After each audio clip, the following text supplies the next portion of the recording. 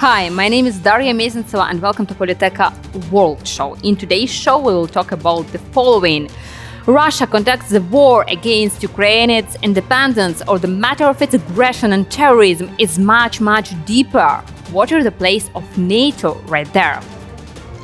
It's not a secret that Russia influences American political circles. Some experts tell even about pro-Russian advisors around Biden. What effect does it make in the prospect of the war in Ukraine, military aid to the Ukrainians? We'll talk about it with our guest. With us today is an advisor to the Foundation for Defense of Democracies, Ivana Stradner.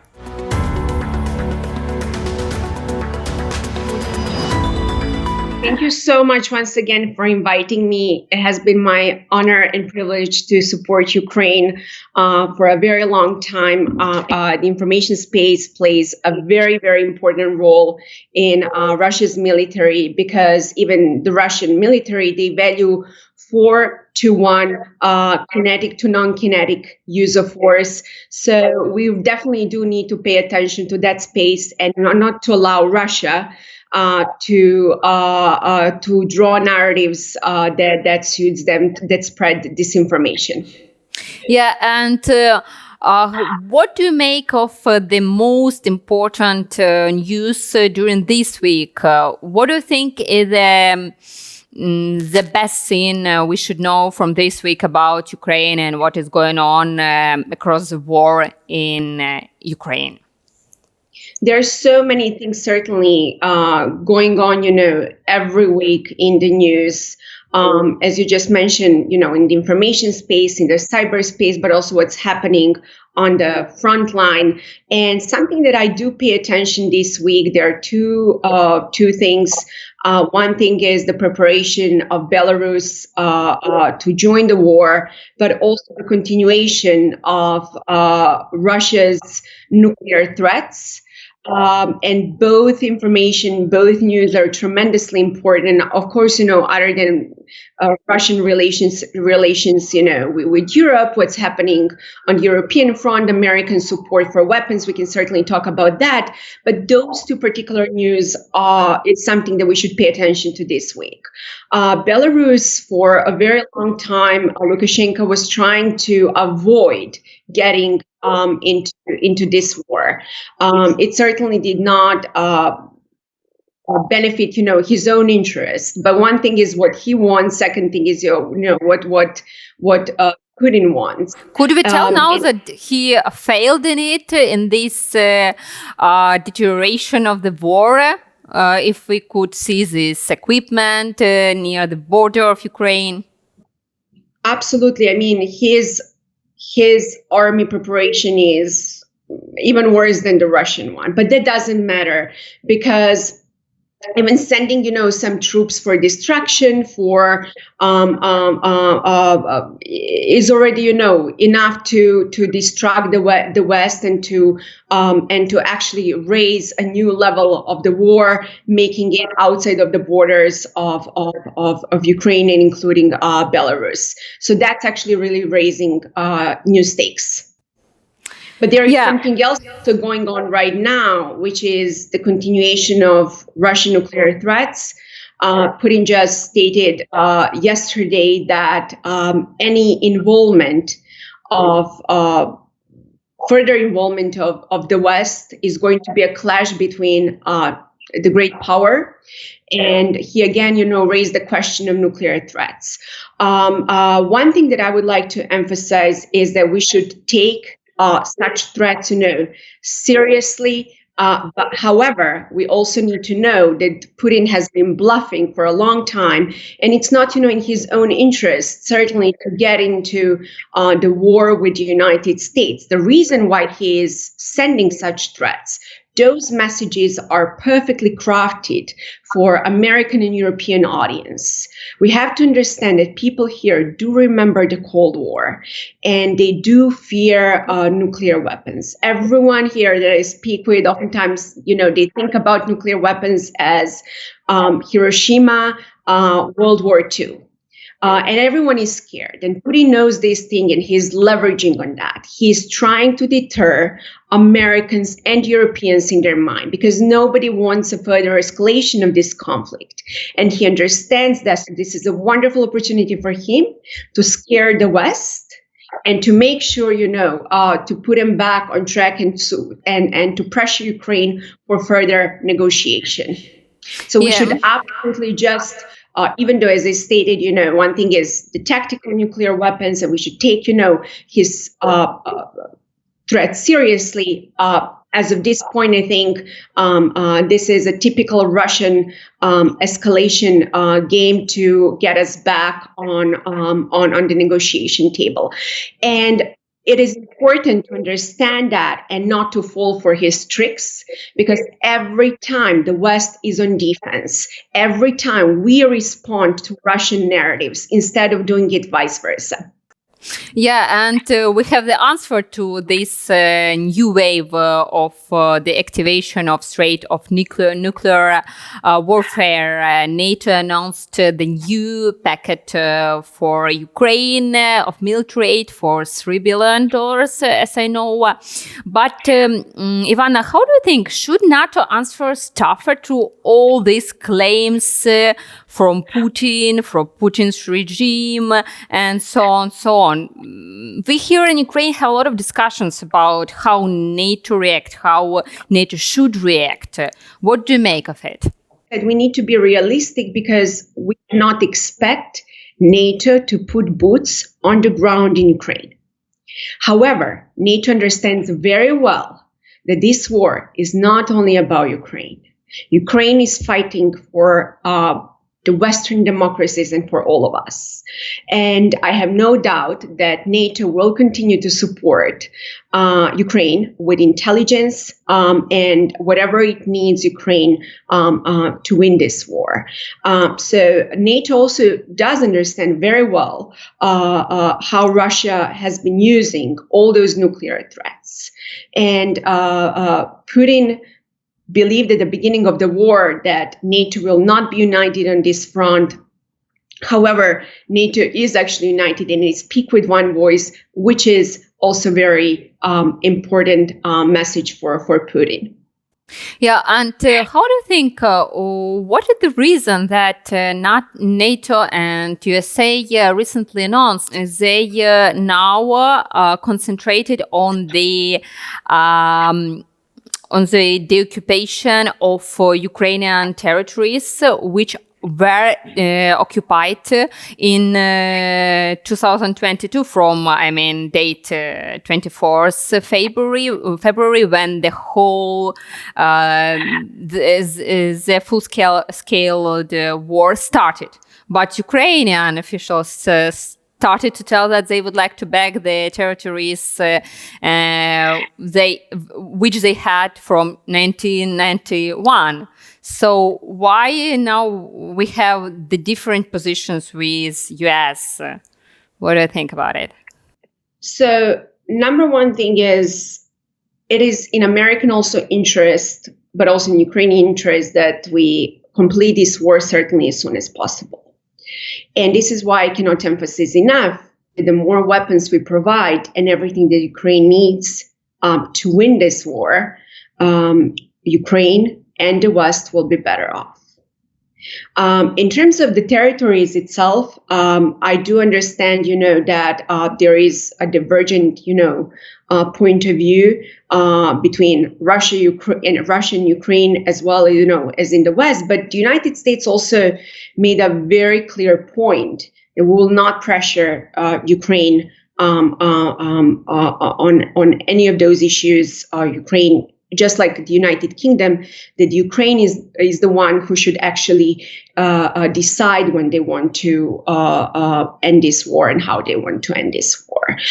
So I've heard, numerous information that the United States will not continue to support Ukraine in terms of weapons delivery and providing, further support. I actually do not think like that. I actually think that the United States will continue to support Ukraine. Even during the midterm elections, there were numerous disinformation campaigns, that the United States will now actually give up on its support in Ukraine. That hasn't happened, and I don't think that will happen anytime soon, as long as Ukraine decides to continue to fight Russia. Yeah, and also it's not a secret that Russia influences American political circles. So we could remember the elections of Trump and so on. And some experts tell me even about the pro-Russian advisors around Biden. Yeah, and Ivana, what effect does it make in the prospect of the war in Ukraine? So if we are talking about military aid and everything else. So you're absolutely right. Russia has been influencing American policy for a very long time, even before, the Trump administration. And the reason for that is because Putin understands very, very well. He is not going to roll on tanks, in the United States and to attack Washington, God forbid. But what he's going to continue to do to advance his interests is through influence operations in the United States. Not only, in the American people and the support, which he has been doing and still is doing, targeting both the far right and the far left, but also, politicians themselves. And that's not a secret. That's nothing, that's really nothing new. I mean, you have Tucker Carlson, who is on the news every day, repeatedly talking and mirroring the Kremlin's points. A very similar messaging is coming also, from the far left, and those type of influence operations also do have an influence on politicians themselves. I do not have any particular information in terms of a concrete example who is putting influencing in Biden's circles. But I can tell you, and that's something, the part of my research is how Russia is certainly influencing American politics in terms of influencing the people, because this is a democracy and there is such a thing as an audience cost. Politicians here have to listen to people to get reelected, which is the beauty, but also the perils of democracy, because every 4 years or 2 years, you have to make certain, decisions that please your audience. And Putin understands that, so he will continue doing that. And the United States absolutely needs to be aware of that and to continue to fight Russia in the information space when it comes to this thing. However, one thing that I also want to emphasize, to provide a little bit positive approach towards that. America is not Trump or Biden. America is a very complex society. You have numerous decision makers. You have checks and balances. So advocating for particular policy targeting specific group of people, especially at this point, will really not advance Putin's agenda. But yes, I do see the same pattern, and I have no doubt that we are going to see it throughout the war, because that's part of Russian military strategy. How do you think did Trump lose their influence in the Republican Party? I mean, just look at the latest midterm elections. Trump has become a true vulnerability for the Republicans, and his statesman and support has been more damaging at this point the Republican Party than ever before. I don't think that he is a right person at this point to influence, because even within the the Republican Party, he is losing his electorate. Yeah, and on the other hand, we know that US have a lot of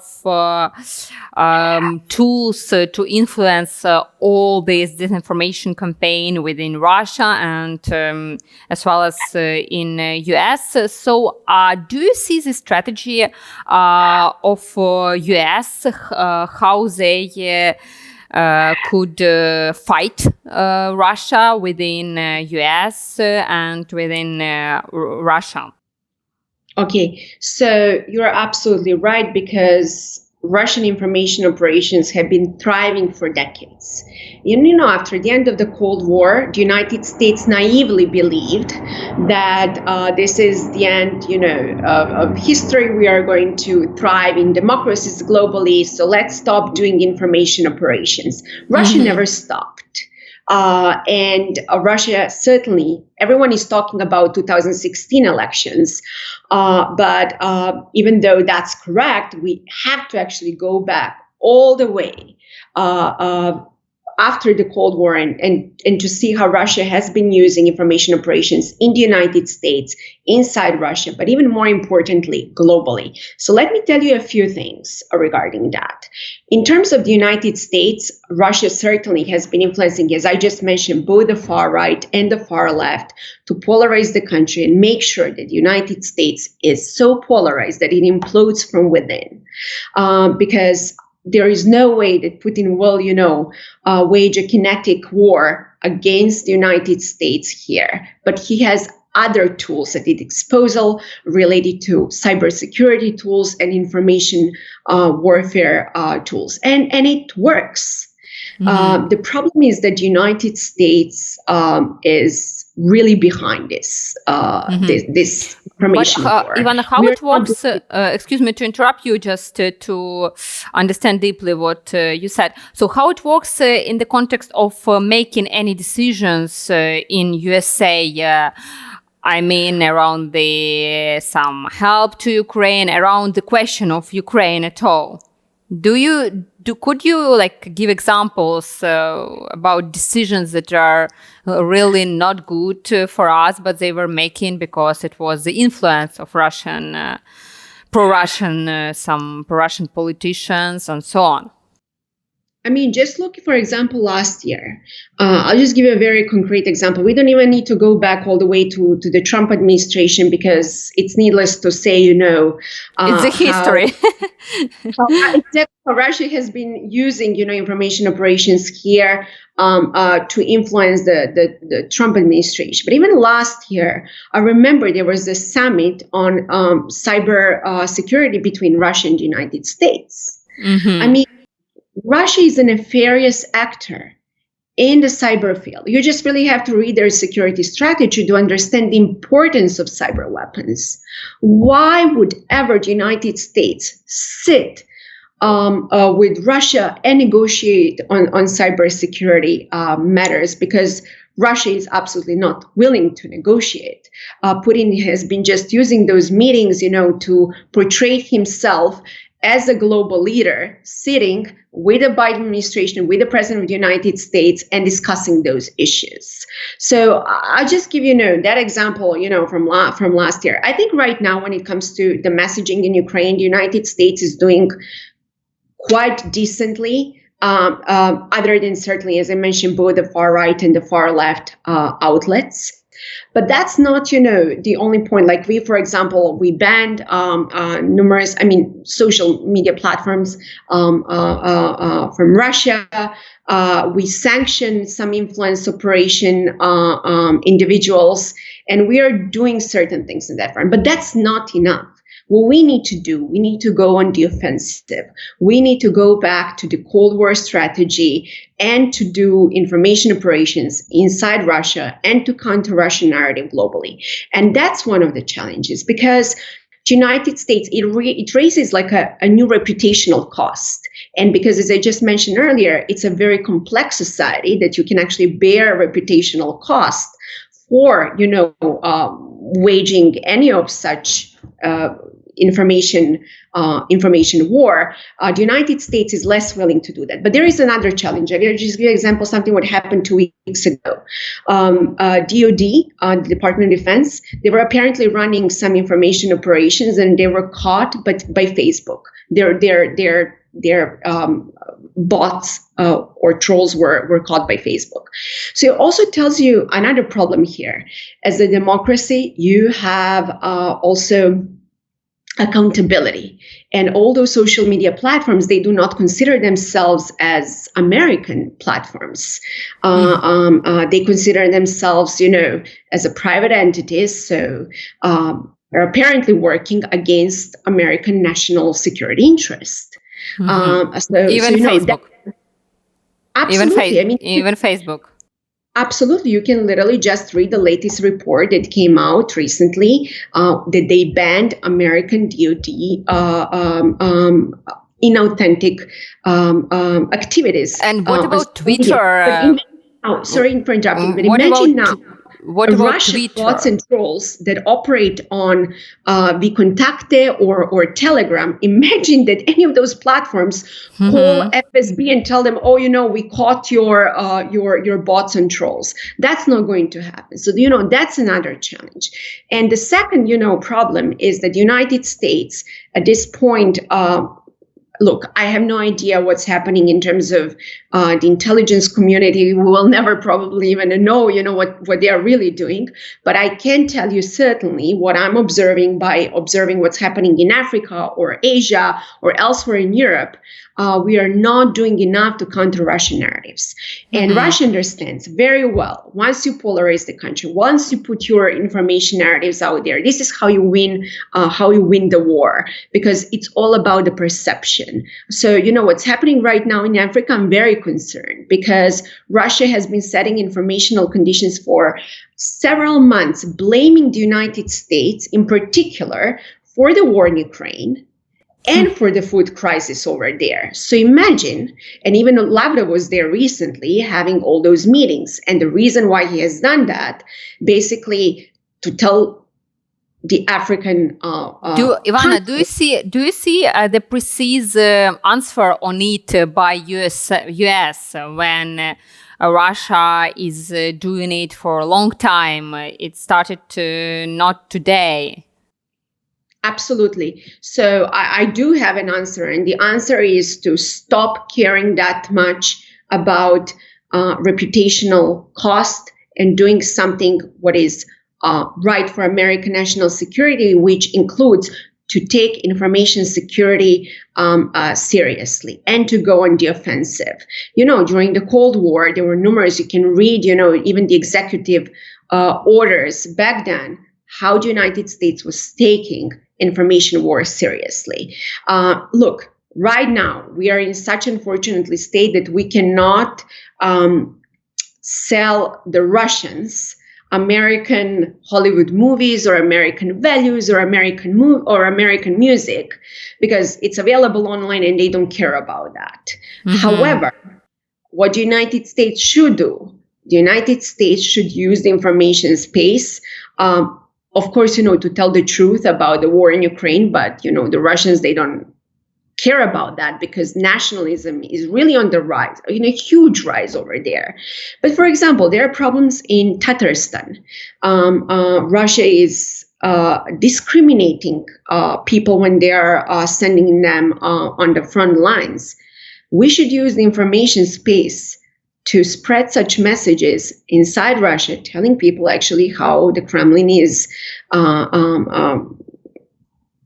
how the Kremlin is actually selecting, a specific group of people. They are not going to send Patrushev or like the kids of elite, in Moscow. And I know some people can tell, yeah, but an average Russian understands this thing.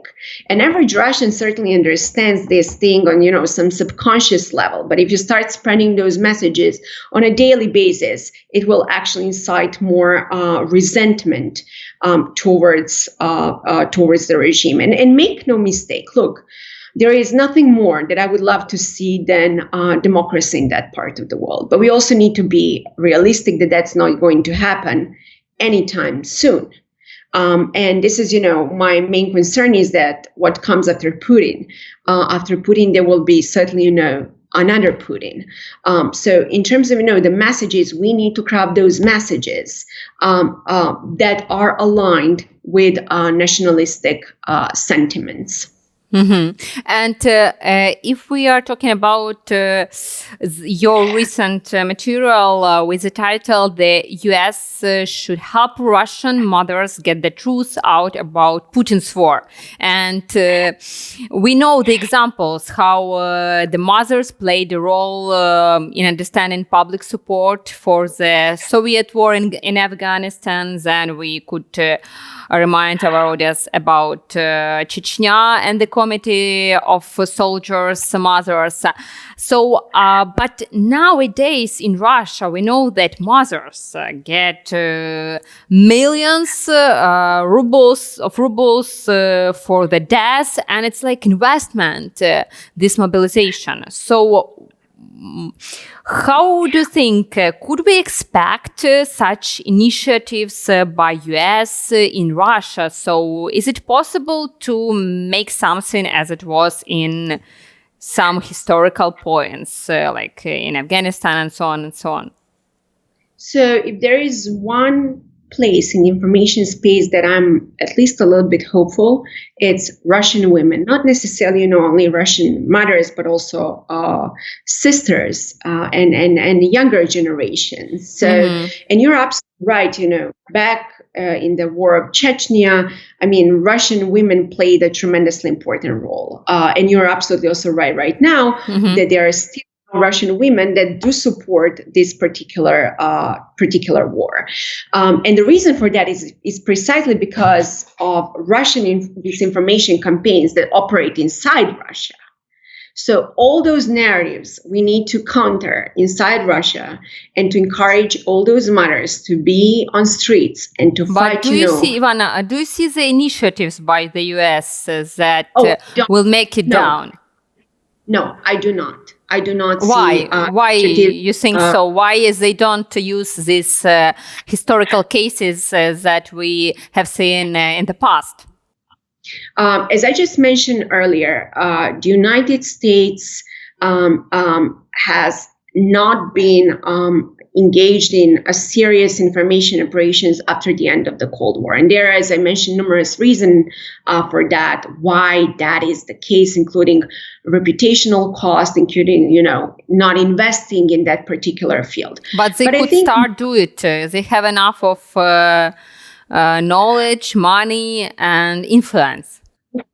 Absolutely. America has full capabilities to be, again, the information superpower.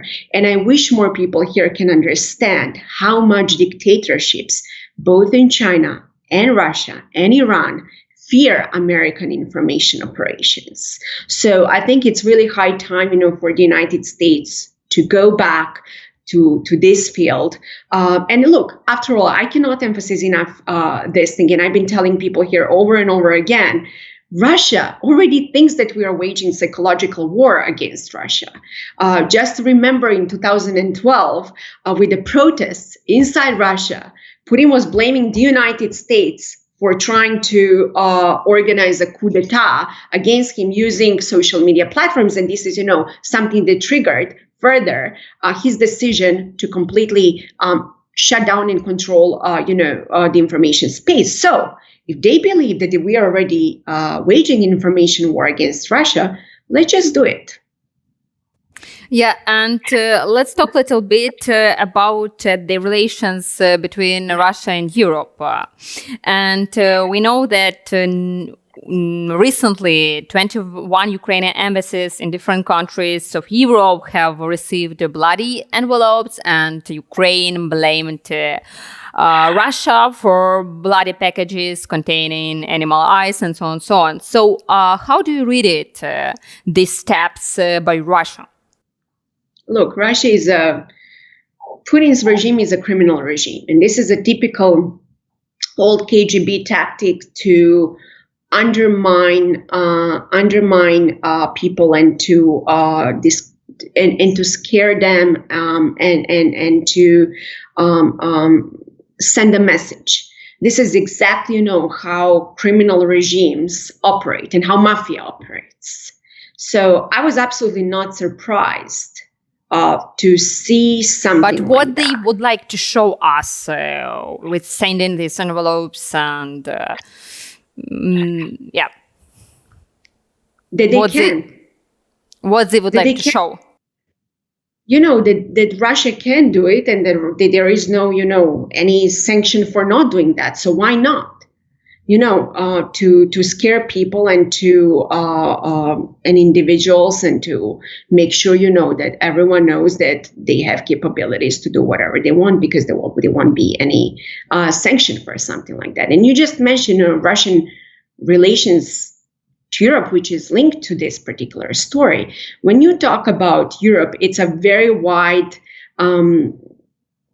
continent to talk about relations with Russia, because the way, for example, that the Baltic states operate with Russia is very different. For example, how Hungary operates, or how France or Germany in particular operate. So Russia has been influencing European politics also for a very long time. People, again, talk about European elections or Brexit.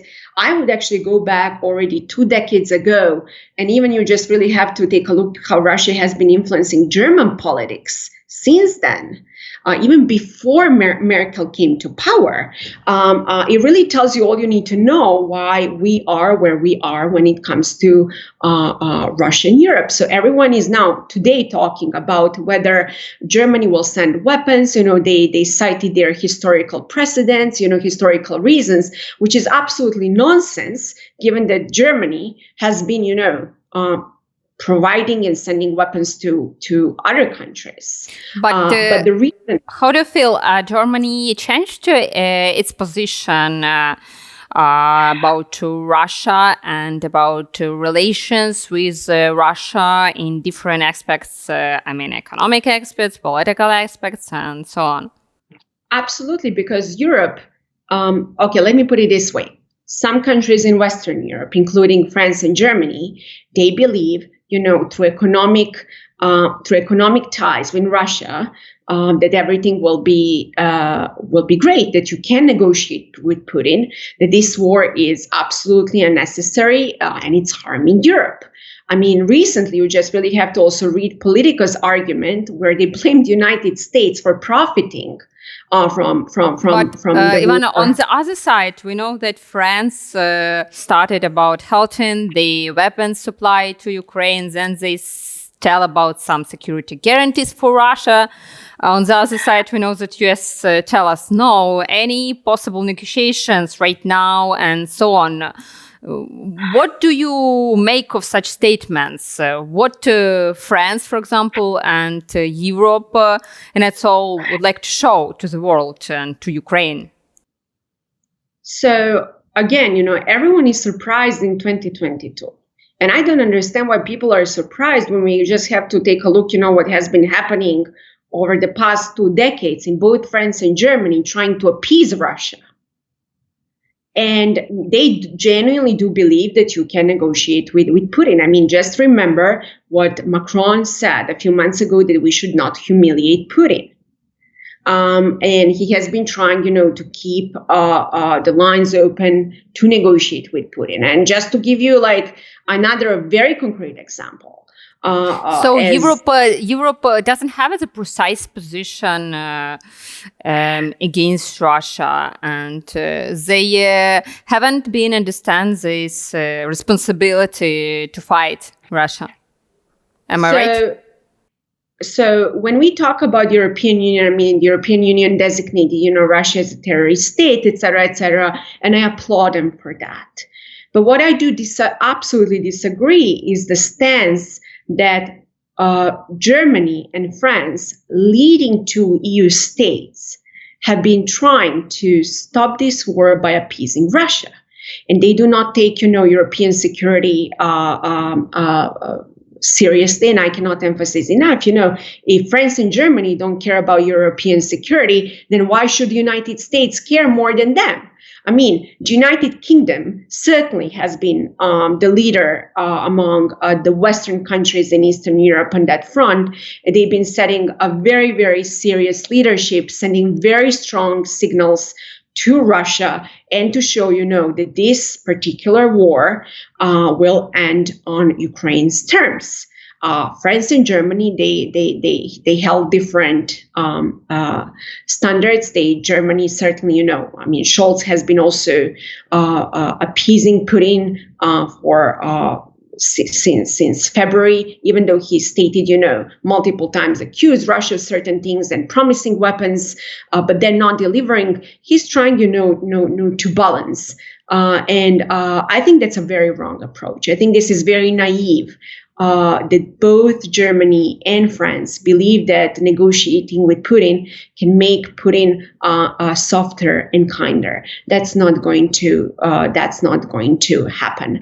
However, look, they also understand very well that it is the United States that is going to save once again, Europe from further escalation. So why not? I mean, they think, that it's strategically beneficial to them. German politics is foreign policy is not based on particular value system. They care deeply about economy, and they do believe, that maintaining strong ties with Russian economy, it's going to benefit German politics. So that's very wrong. And the reason for that is because, look, when was the last time that Europe had a serious war?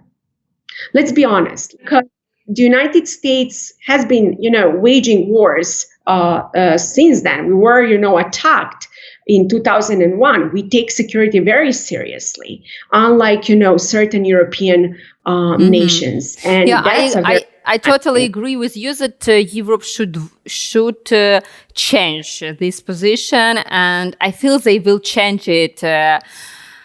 They understood it, but they started to change it a little bit. But I really will be happy that we will talk here more about it, and it will also have the influence. Yeah.